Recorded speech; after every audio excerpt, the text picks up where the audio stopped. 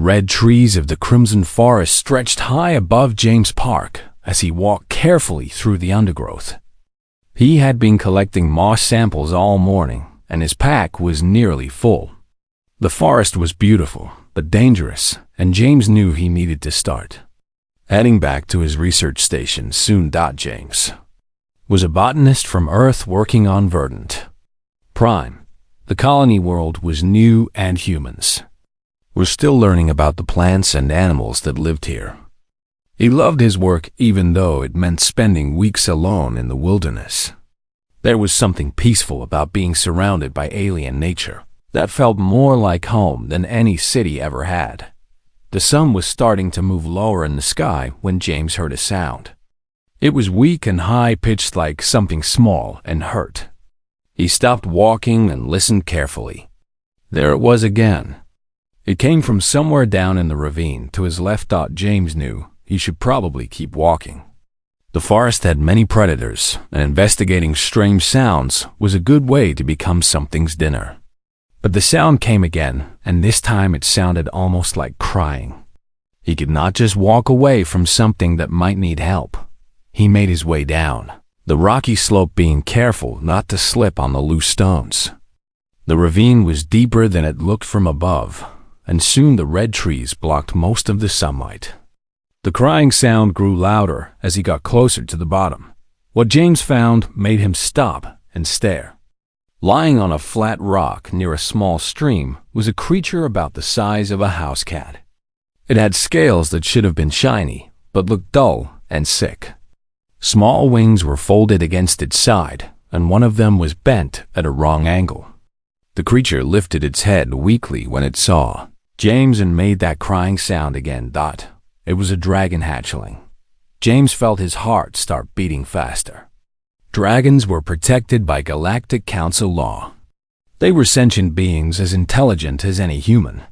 But they were also very dangerous and very protective of their young.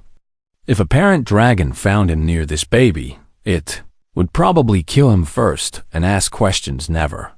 The hatchling cried again and tried to move toward James, but it was too weak.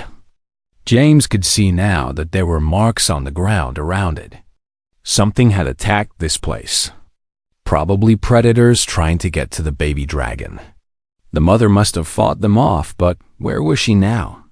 James knelt down slowly, keeping his movements calm and gentle. The hatchling watched him with large eyes that should have been bright gold, but looked cloudy and dim. It was definitely sick, and its breathing sounded wrong. The broken wing was bad, but James thought there might be poison or infection, making things worse. The nearest outpost with real medical facilities was 3 days away on foot. This little creature would not survive 3 days. It might not even survive the night. James knew what he had to do, even though it was probably stupid. He pulled his thermal blanket from his pack and spread it on the ground. Then, very carefully, he picked up the hatchling. It made a small sound, but did not try to bite or scratch him. It was too weak for that. He wrapped the creature in the blanket, making sure to support the broken wing. The hatchling was warm, almost hot, and James could feel it trembling. He settled it carefully in his arms and started thinking about what supplies he had that might help. As James began climbing back up the ravine, he did not notice the woman who had appeared at the top. She stood among the red trees, watching him with unusual golden eyes. She was tall with long auburn hair and wore simple traveling clothes. Her pack looked light, like she was not carrying much. The woman watched as James reached the top of the ravine, still holding the hatchling carefully. He was talking to it now in a soft voice, telling it that everything would be okay and that he would help it get better. The woman tilted her head slightly as if this surprised her. When James started walking back toward his research station, the woman began following him. She stayed far enough back that he did not notice her, but close enough that she could see everything he did. Her feet made no sound on the forest floor. James walked for 2 hours before stopping to check on the hatchling. He found a safe spot under a large tree and sat down carefully. The little dragon was sleeping, but its breathing was still labored. James pulled out his emergency medical kit and looked through it, trying to think what might help. He had basic field medicine supplies, but nothing made for dragon biology. Still, he had to try something. James cleaned the area around the broken wing with antiseptic wipes, then used materials from his pack to make a small splint. The hatchling woke up during this and made soft distress sounds, but James kept talking to it in that same gentle voice. Once the wing was stabilized, James mixed some of his nutrient paste with water to make it thinner. He had no idea if dragons could eat this, but the hatchling needed something. Using his finger, he offered a small amount to the creature. After a moment, it licked at the paste and swallowed. James felt relief wash through him. At least it could eat. The woman watching from the trees saw all of this. She saw how carefully James handled the injured hatchling. She saw how he gave up some of his own food supplies without hesitation. She saw the concern on his face and heard the kindness in his voice. Her expression was unreadable, but she kept watching Dodd as the sun began to set. James knew he needed to make camp. He could not travel safely in the dark while carrying an injured creature. He found a good spot with some natural shelter and started setting up his small tent. The hatchling stayed wrapped in the thermal blanket, watching James with those cloudy eyes. James built a small fire and prepared a simple meal for himself. He made more of the thin nutrient paste for the hatchling, who ate a little bit more this time. That was good. If it was eating, it had a chance to survive. The forest grew dark and cold around them, but the fire provided warmth and light. James sat with his back against a tree, holding the sleeping hatchling. He should probably sleep too, but he was afraid if he did, the little dragon might get worse without him noticing. Out in the darkness, golden eyes watched the human and the hatchling by their fire. The woman stood perfectly still like a statue. She would watch through the night and see what this human really intended to do. She would judge whether his actions matched his kind words, because she was not really a woman, named Scarlet Hayes as her identification claimed. She was something much older and much more powerful. And the hatchling sleeping in James' arms was more precious to her than anything else in the entire galaxy. Morning came slowly to the Crimson Forest, and James woke with a stiff neck from sleeping sitting up. The hatchling was still alive, and that was the most important thing. It seemed to be breathing a little easier now, and when it opened its eyes, they looked slightly clearer than before. James carefully checked the splint on the small wing. It had held through the night, which was good. He mixed more nutrient paste, and the hatchling ate it eagerly this time. James found himself smiling. The little creature was fighting to survive, and he would do everything he could to help it win that fight. He decided to call the hatchling Ember because of the way its scales caught the morning light. Even sick and dull, they had a reddish glow that reminded him of dying coals that might flare back to life with the right care. James packed up his camp efficiently. He had 2 more days of walking to reach his research station. 2 days of difficult terrain while carrying an injured dragon and hoping no predators decided to investigate. He settled Ember carefully in a makeshift sling across his chest, so his hands would be free for climbing. He had been walking for about an hour when he realized he was not alone. There was someone else on the trail behind him. James stopped and turned to see a woman walking toward him. She had auburn hair and was dressed like a surveyor or explorer. Her pack looked professional but light. The woman raised her hand in greeting as she got closer. She introduced herself as Scarlet Hayes and said she was heading in the same general direction. Her voice was calm and pleasant. James felt himself relax a little. It was not unusual to meet other people on the frontier trails, even in remote areas like this. James told her his name and explained about finding Ember. Scarlet looked at the hatchling with an expression that James could not quite read. It seemed like concern mixed with something else. Curiosity, maybe, or evaluation. They walked together for the rest of the morning. Scarlet asked questions about why James had decided to help a dragon hatchling. She pointed out that it was dangerous and that the mother might appear at any time. James admitted he had thought about that, but said he could not just leave a sick baby to die alone. He talked about his work as a botanist and his belief that humans needed to learn to coexist with alien life rather than trying to dominate it.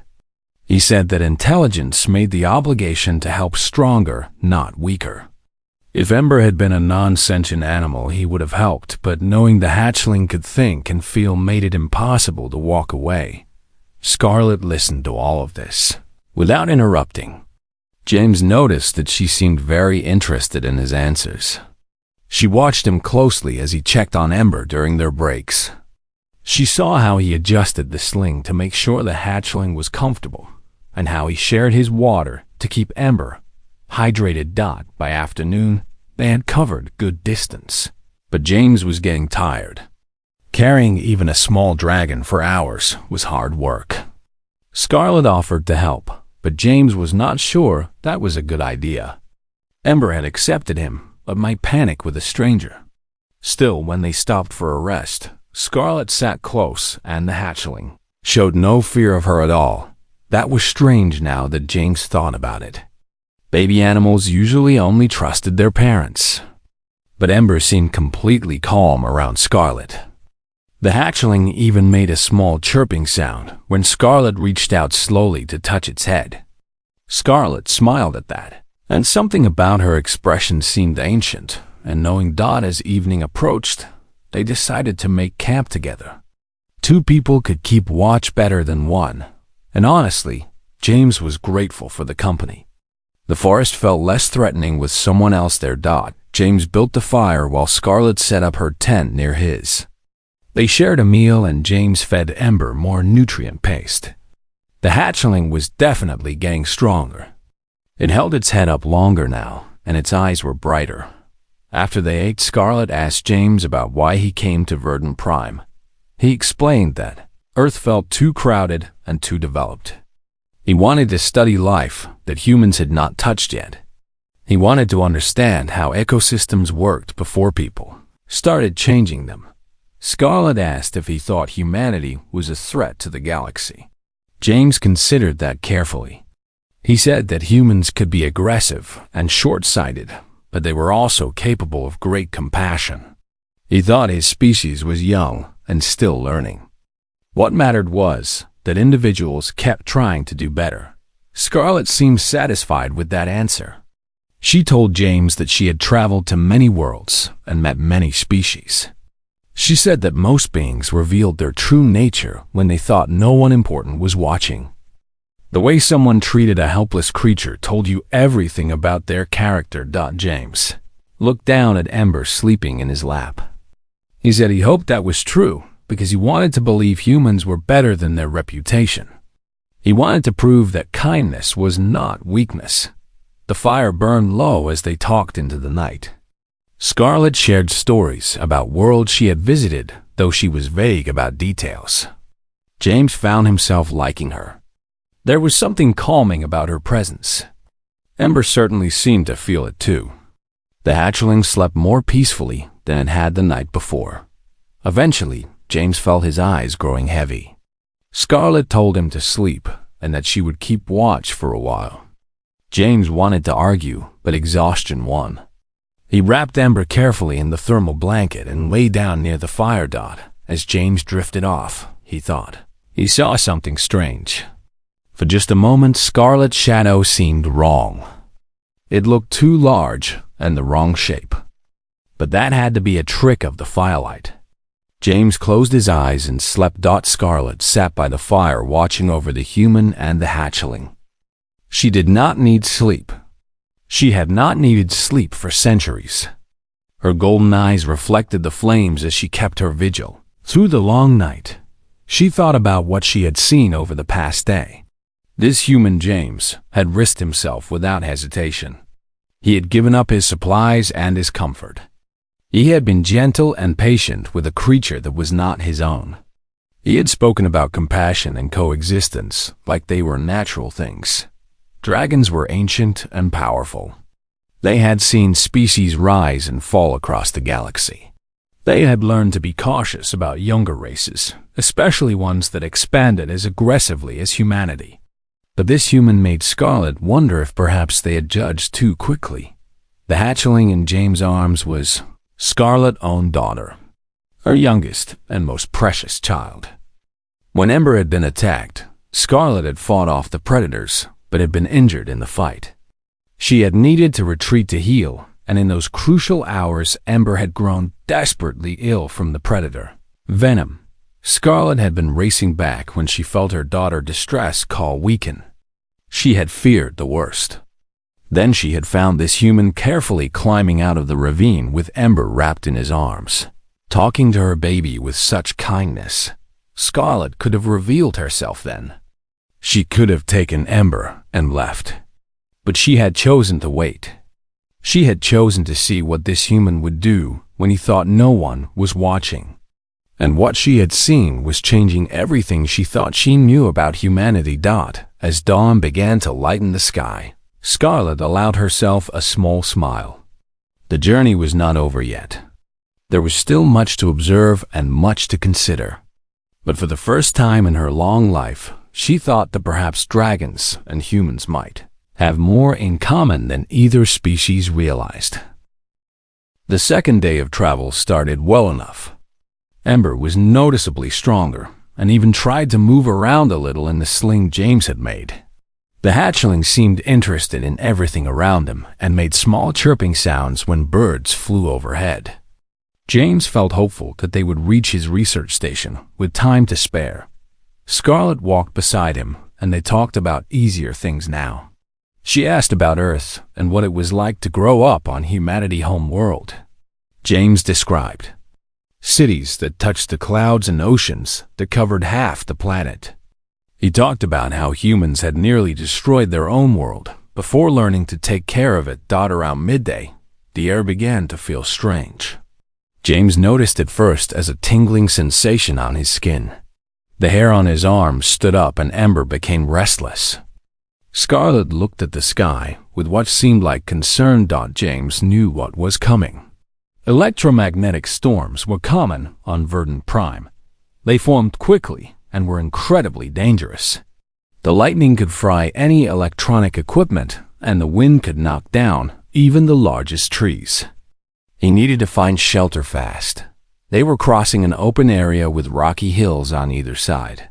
James spotted what looked like cave openings in the hillside ahead and started moving faster. Scarlet kept pace easily, even though James was practically running now. The sky had turned an ugly green color, and the wind was picking up. They reached the caves just as the first lightning struck. The sound was deafening, and the flash left spots in James' vision. He ducked into the largest cave entrance, with Scarlet right behind him. The storm hit in full force seconds later. James had never seen anything like it. Lightning struck continuously, turning the world outside into a throbbing nightmare of light and shadow. The thunder was so loud it felt like the ground itself was shaking. Wind screamed past the cave entrance, carrying debris and rain. James checked on Ember immediately. The hatchling was frightened, but seemed okay. James moved deeper into the cave, where it was darker and quieter. Scarlet followed and helped him set up his portable shelter. The cave was dry and protected, which was lucky. They waited for the storm to pass. James tried his communicator, but as expected, the electromagnetic interference made it useless. They were cut off from any help. That was fine, though. They had shelter and supplies. They just needed to wait it out. Then Ember started making distress sounds. James pulled the hatchling from the sling, and his heart sank. Ember's scales had lost what little shine they had regained. The hatchling was hot, much hotter than before. Its breathing had become rapid and shallow. As James watched, Ember's body began to shake with convulsions. Panic hit James hard. He spread his thermal blanket on the ground and laid Ember down carefully. The hatchling was in bad shape. Something was very wrong.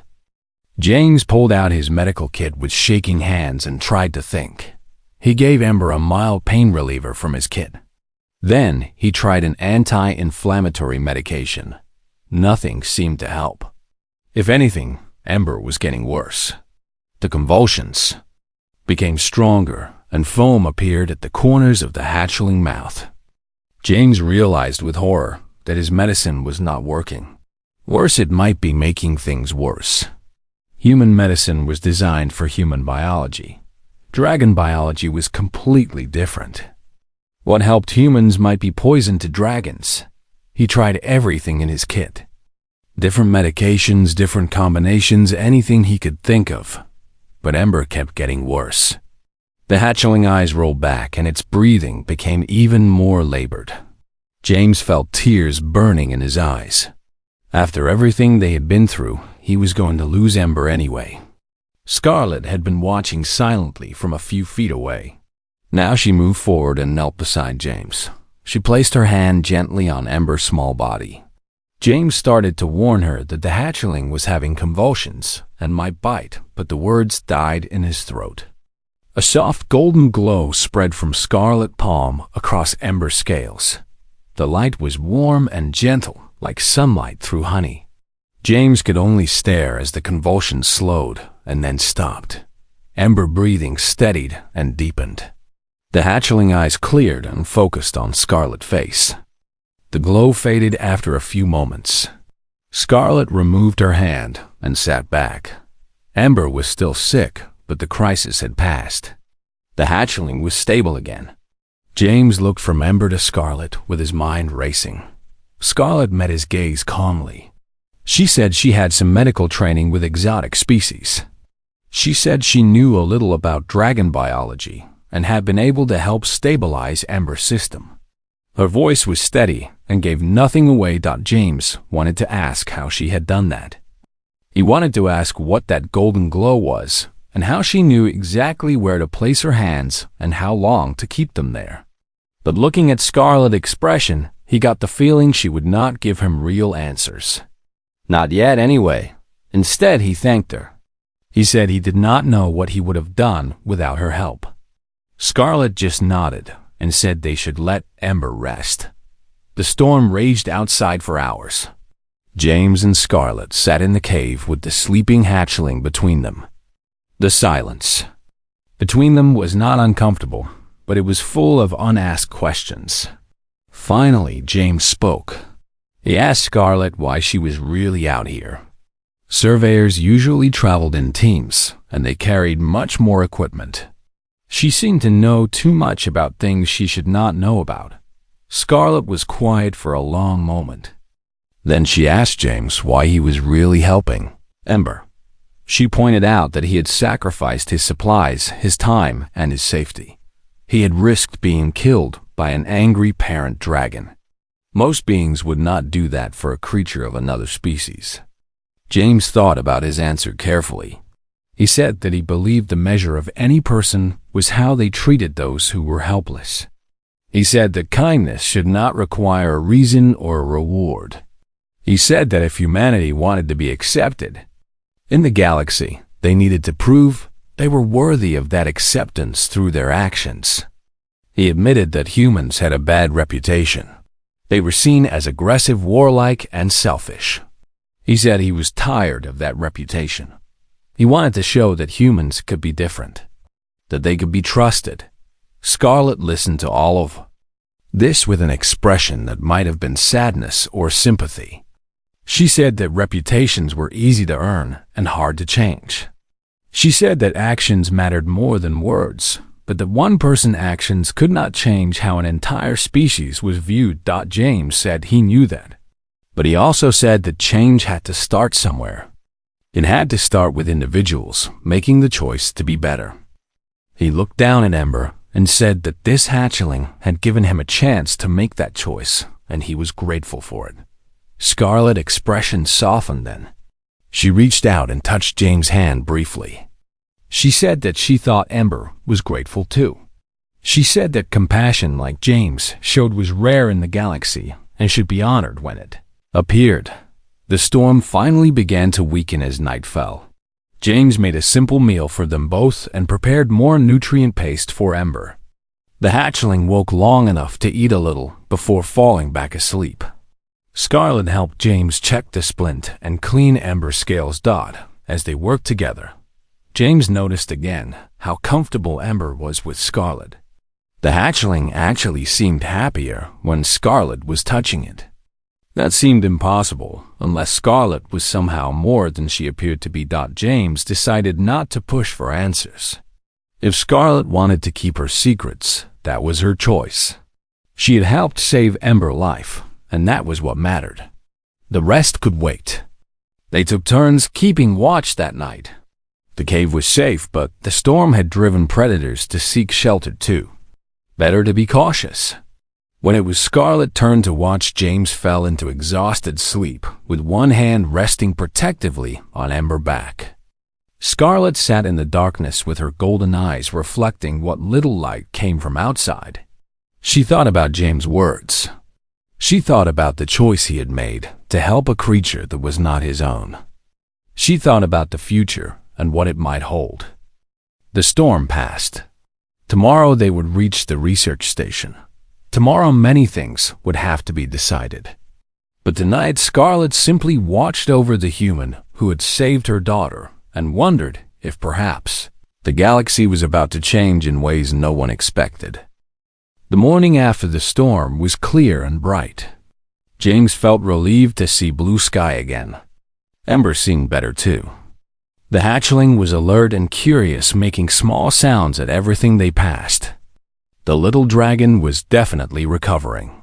They reached James' research station by early afternoon. It was a modest facility built from prefabricated modules. There was a main lab, a small living area, and storage for supplies and equipment. Solar panels on the roof provided power, and a water recycler kept him supplied with fresh water. James brought Ember into the lab immediately. He had equipment here designed for studying alien biology. He could create a proper environment for the hatchling with the right temperature and humidity. He could analyze what Ember needed to fully recover. Scarlet helped him set up a recovery habitat. James used a large environmental chamber and adjusted it carefully. The temperature needed to be warmer than humans found comfortable. The air needed more moisture. He added substrate that Ember could rest on and placed heat lamps at one end so the hatchling could move to warmer or cooler areas as needed. Once Ember was settled, James ran some basic scans. He was careful not to cause the hatchling any distress. What he found was encouraging. Ember's vital signs were improving steadily. The broken wing was healing well. The poison or infection that had made the hatchling so sick was almost gone from its system. James prepared a better food mixture using what he knew about reptilian biology. Dragons were not exactly reptiles, but they shared some characteristics. Ember ate enthusiastically and then curled up under the heat lamp, looking content. Over the next few days, James focused entirely on Ember care. Scarlet stayed at the station, saying she was in no hurry to move on. James was grateful for her company and her help. She seemed to have an instinct for what Ember needed before James even realized it. But James was also starting to notice things that did not add up. Scarlet never ate. She accepted food when James offered it, but he never actually saw her eat anything. She never seemed tired no matter how late they stayed up monitoring Ember. Most strangely, she knew things about dragon biology that no surveyor should know. James mixed a supplement for Ember. Scarlet would suggest adjustments. When he was unsure about a symptom, Scarlet would explain what it meant. She knew the right temperature for dragon scales to regenerate their shine. She knew what sounds meant distress versus contentment versus hunger. Then there was the way Ember acted around her. The hatchling was comfortable with James now, but with Scarlet, it was different. Ember would call out excitedly when Scarlet entered the room. The little dragon would climb on her lap and fall asleep purring. It was the behavior of a baby with its mother. James started to wonder. He started to put pieces together. But the conclusion his mind was reaching seemed impossible. On the fifth day, Ember was strong enough to move around the habitat freely. The hatchling wing was still healing, but everything else seemed normal. Ember played with toys James had made and ate well.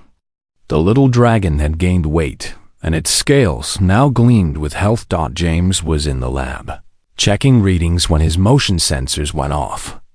Something large was approaching the station. Something very large. James pulled up the external cameras and felt his blood turn cold. A dragon was circling overhead. It was massive, easily as long as a small starship. Its scales were deep red with gold highlights. Its wings blocked out the sun when they spread fully. This was an adult dragon at full size, and it was coming down toward his station. James understood immediately.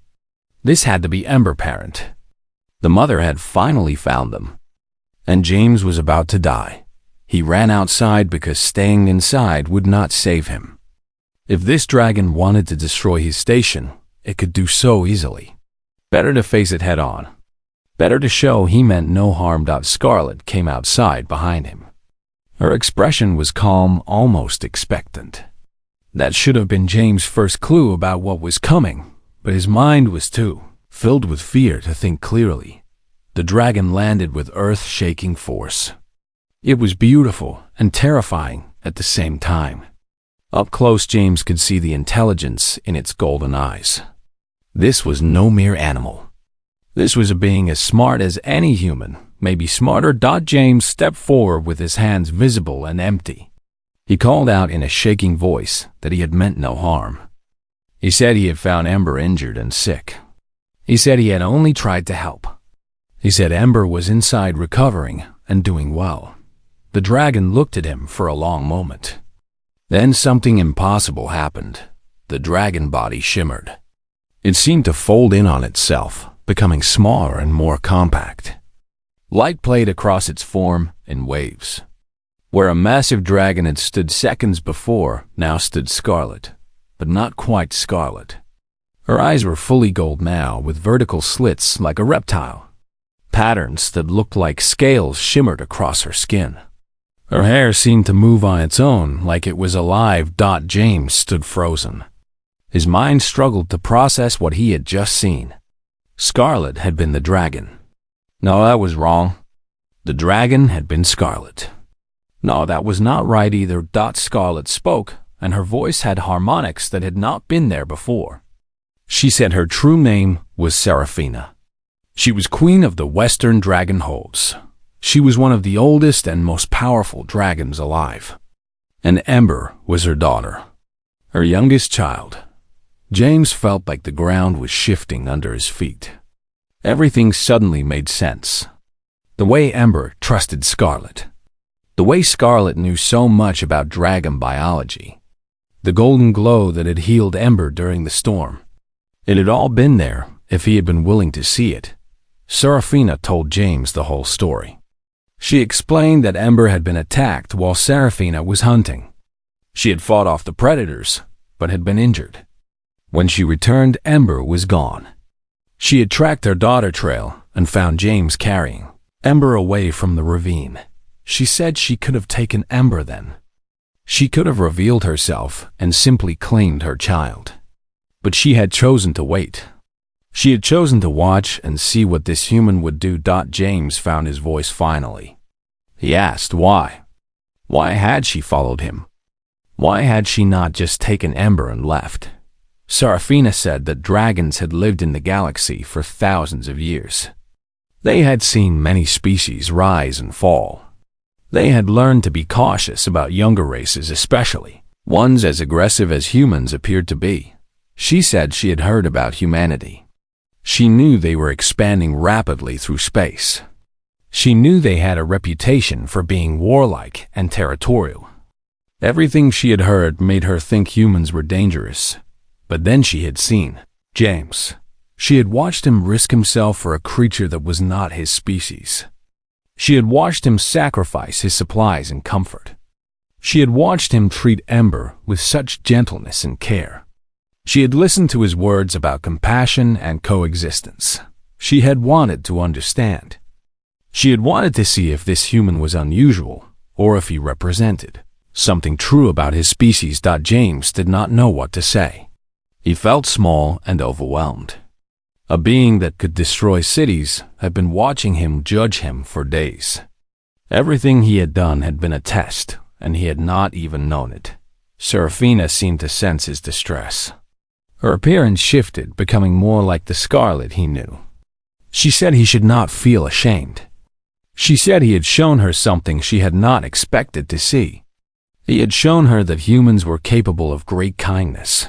She walked past him toward the station. James followed numbly. Inside, Ember saw Serafina and called out joyfully. The hatchling scrambled across the habitat and pressed against the transparent wall. Serafina opened the chamber and Ember launched herself into her mother's arms. James watched as Serafina held her daughter close. The Dragon Queen was making soft crooning sounds and Ember was purring loudly. It was the reunion of a mother and child, and it was beautiful. Serafina looked at James over Ember's head. She said she owed him a debt that could never be fully repaid. She said he had saved her daughter's life. She said he had shown compassion when he could have shown fear or greed. She said that what happened next was his choice. She could take Ember and leave. They could part as strangers. Dragons and humans would continue, as they had been distant and wary, where something new could begin. James asked what she meant. Serafina's smile was ancient and knowing. She said that was a question for tomorrow. Tonight she wanted to simply be grateful that her daughter was alive and healing. Tomorrow they would talk about the future. Morning came too quickly for James. He had not slept well. His mind kept replaying everything that had happened. Scarlet was a dragon queen. Ember was a princess. He had been living with beings of immense power and had not known it. He found Serafina outside watching the sunrise. She looked human again, though James could now see the small differences. The way she held herself. The way her eyes caught the light. The sense of age and power that surrounded her. Ember was with her playing in the grass. The hatchling was chasing insects and pouncing on them with clumsy enthusiasm. It was good to see her acting like a healthy baby dragon. James had worked hard for this, and he felt proud even though he was also terrified. Serafina gestured for James to sit beside her. They watched Ember play in silence for a while. Then Serafina began to speak. She told James about the Dragon Conclave. It was the gathering of all dragon leaders from across the galaxy. The Conclave made decisions about how dragons interacted with other species. They decided which races were friends and which were threats. Serafina said that dragons were ancient. They had been traveling through space when humans were still learning to make fire. They had seen civilizations that spanned hundreds of worlds. They had seen species that seemed promising destroy themselves through greed and violence. She said that when humanity first left Earth, the dragons had watched them carefully. What they saw worried them. Humans expanded aggressively. They fought wars over resources. They seemed unable to cooperate even with their own kind. The dragons decided to keep their distance. James listened to all this, feeling a weight settle on his shoulders. He knew humanity's reputation. He knew his species had made mistakes. But hearing it from someone who had lived for centuries made it feel more real. Serafina continued. She said that dragons valued wisdom and compassion above all else. They had learned that the most dangerous species were not the ones with powerful weapons, but the ones who lacked empathy. Technology without compassion led to destruction every time. She had assumed humans fit that pattern. She had believed they were another young aggressive species that would burn brightly and then fade. But then she had met James. She told him again about watching him carry Ember. She described how she had listened to his words about coexistence and kindness. She had seen him sacrifice for a creature that could not repay him. She had seen him choose compassion when fear would have been easier, and she had realized she might have been wrong about humanity. James felt his throat tighten. He said that he was just one person. He said he did not represent all humans. There were billions of people on Earth and the colonies, and many of them were not like him. Some were cruel. Some were selfish. Some would have left Ember to die or worse. Serafina nodded. She said she knew that. Every species had good and bad members. What mattered was what the species valued as a whole, what they taught their children, what they aspired to be. She asked James what humanity valued. He thought about that carefully. He said that humanity valued freedom. They valued the right of each person to make their own choices. They valued courage and innovation. But he admitted they also struggled with greed and fear. They had trouble thinking long-term. They often acted before they understood the consequences. But he said that humans were also learning. They had nearly destroyed Earth before learning to live in balance with it. They had fought terrible wars before learning to cooperate. They made mistakes, but they also tried to do better. They were young and foolish sometimes, but they had good hearts. Serafina listened to all of this. Then she told James about the choice. She said she was going to return to the Dragon Conclave. She was going to tell him about James and what she had witnessed. She was going to propose something that had never been done before. She was going to propose a formal alliance between dragons and humanity. James felt his heart start pounding. An alliance with dragons would change everything. Dragons were respected throughout the galaxy. They were powerful and ancient. If they endorsed humanity, other species would see humans differently. But Serafina was not finished. She said there would be conditions. Dragons would not ally with a species that did not share their values. If humanity wanted this alliance, they would have to prove themselves worthy. She said that humans would need to show consistent compassion. They would need to demonstrate wisdom in how they expanded through space. They would need to protect the less advanced species rather than exploiting them. They would be held to the highest standards. And if humanity failed those standards, the alliance would end. Dragons would withdraw their support, and humanity would be on their own again. James understood the weight of what she was offering. This was not just an alliance. This was a chance for humanity to become something greater. But it was also a test that his entire species would have to pass. He asked why she was offering this. Why take such a risk on a species she had distrusted? Serafina looked at Ember playing nearby. She said that before meeting James, she would not have considered it. But he had shown her something important. He had shown her that at least some humans understood what truly mattered. She said that every species deserved a chance to prove themselves. Dragons had been given that chance long ago by beings even older than them. Now perhaps it was time for dragons to extend that same opportunity to humanity. But she said the choice was his. She could propose the alliance to the Conclave, but she needed a human representative. She needed someone who understood what was at stake. She needed someone who would hold humanity accountable to their better nature. She was asking James to be that person. She was asking him to become the first human ambassador to the Dragon Conclave. James felt overwhelmed. He was just a botanist. He studied plants on remote worlds. He was not a diplomat or a leader. How could he represent all of humanity? But then he looked at Ember. The little dragon had stopped playing and was watching him with bright, intelligent eyes. James remembered carrying her through the forest. He remembered staying up nights to make sure she was okay. He remembered the feeling of holding a life in his hands and choosing to protect it. Maybe that was what qualified him. Not education or experience, but the simple choice to care when it would have been easier not to. James looked back at Serafina and nodded. He said yes. He would do it. He would stand before the Dragon Conclave and speak for humanity. He would hold his species accountable. He would do everything he could to prove that humans were worthy of this chance. Serafina smiled, and it was like the sun coming out. She said she had hoped he would accept. She said the conclave would be skeptical. Many dragons shared her old concerns about humanity, but she believed that if the conclave could see in James what she had seen, they would agree. She said they would leave soon. She would carry him to the dragon homeworld. It was a journey of several weeks, even for a dragon in flight. He should prepare himself for what was coming. James asked what he should bring. What should he say? How should he prepare? Seraphina said to bring nothing but himself.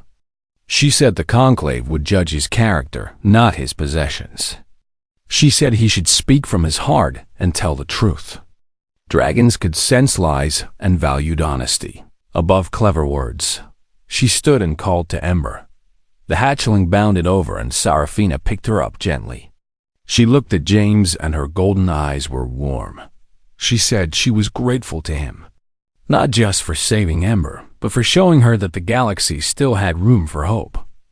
She said that what he had done in the Crimson Forest would echo through history. The simple act of one human choosing compassion over fear would change the destiny of species. James did not feel like a hero. He felt scared and small, but he also felt determined. Humanity had been given a gift, a chance to prove themselves, a chance to become part of something greater. He would not waste it. Over the next few days, James prepared to leave. He sent messages to his supervisor explaining he had to go away for a while. He secured his research station. He said goodbye to the work he had been doing, knowing it would be a long time before he returned. On the morning they were to leave, Seraphina transformed into her true form. James had seen it before, but it still took his breath away. She was magnificent. Power and grace made physical. Ember stayed small, riding on her mother's back. Seraphina lowered her head and told James to climb up. He did so carefully, settling between her shoulder blades. Her scales were warm and smooth under his hands. Then, with a surge of muscle and a snap of wings, they were airborne. The research station fell away below them. The crimson forest spread out like a red carpet.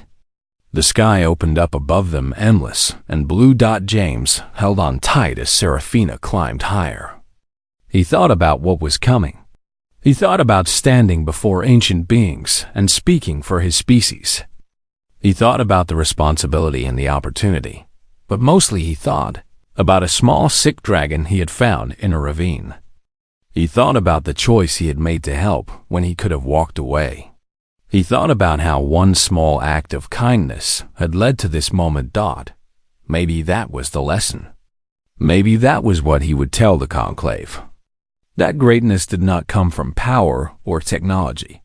It came from choosing compassion when no one was watching. It came from protecting those who could not protect themselves. It came from simple kindness given freely.